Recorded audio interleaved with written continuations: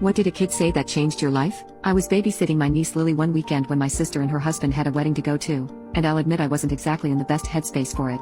I had just flunked a midterm I thought I'd done decent on, my best friend wasn't speaking to me because of some dumb argument over a group project, and I had this overall feeling like my life was turning into a train wreck and I was somehow the one driving it off the rails. Lily is 6, loves glitter more than oxygen, and talks constantly, which normally I find cute, but that day I was just kind of numb. I let her pick out a movie and she chose one of those cheesy princess ones where everyone learns a lesson and sings about their feelings. At one point I must have zoned out because I didn't even realize she'd paused the movie and was just staring at me, her face all scrunched up like she was trying to solve a puzzle. I asked her what was up, and she goes, totally seriously, "Why do you look like you're pretending to be a person?" It hit me harder than I thought it would. I laughed, kind of caught off guard, and asked what she meant, and she said, "You look like you're wearing a face that doesn't fit. Like when I try on mommy's shoes and walk weird." I couldn't even respond. I don't know what it was about that sentence, maybe the fact that she said it so innocently, like it was just